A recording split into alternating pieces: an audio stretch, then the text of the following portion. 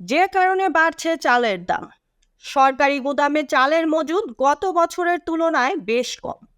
এর ওপর 11 জেলায় বন্যার হানা। এতে আমন, আউশ, ধানের ব্যাপক ক্ষতি হয়েছে। এছাড়া বিশ্ববাজারে চালের দাম দেশের বাজারের চেয়ে বেশি, ফলে আমদানির সম্ভাবনাও কম।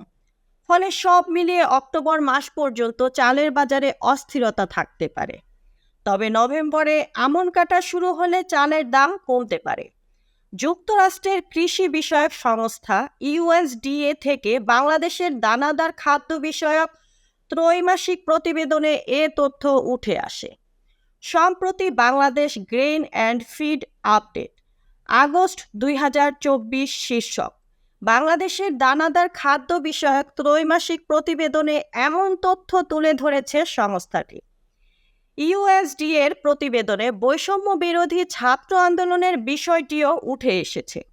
এই আন্দোলনের সময় গত জুলাই মাসে ধান উৎপাদনের ক্ষেত্রে কোনো প্রভাব না পড়লেও ইন্টারনেট বন্ধ থাকা ও সড়কে বিশৃঙ্খলার কারণে মাসখানেক খাদ্য পরিবহন বাধাগ্রস্ত হওয়ায় চালের বাজারে ব্যাপক প্রভাব পড়েছে। প্রতিবেদনে বলা হয়েছে, চট্টগ্রাম, বরিশাল ও সিলেটে বন্যায় ধানের ব্যাপক ক্ষতির কারণে এ বছর লক্ষ্যমাত্রার চেয়ে চালের উৎপাদনও 3% কমতে পারে। এই অর্থ বছরে চালের উৎপাদন 3,68,00,000 টন হতে পারে। ধান হয়েছে 1,15,00,000 হেক্টর জমিতে, যা গত বছরের চেয়ে 3.5% কম। বছরে মোট চালের চাহিদা 3,70,00,000 টনের বেশি। সরকারি হিসেবে 4 সেপ্টেম্বর 2024 তারিখ পর্যন্ত সরকারি গুদামে বর্তমানে 14,81,000 টন চাল মজুদ রয়েছে।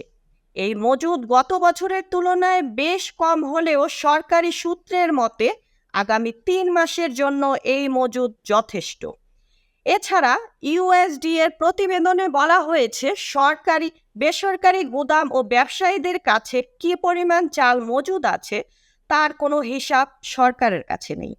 তবে ইউএসডিএর পর্যবেক্ষণ অনুযায়ী বাজারে চালের কিছুটা ঘাটতি রয়েছে। সব মিলিয়ে 2 মাস অস্থিরতা বজায় থাকবে দেশের চালের বাজারে। তারপর ধীরে ধীরে স্বাভাবিক হয়ে আসবে। Mukta Parvez, desk report, BE news, Dhaka.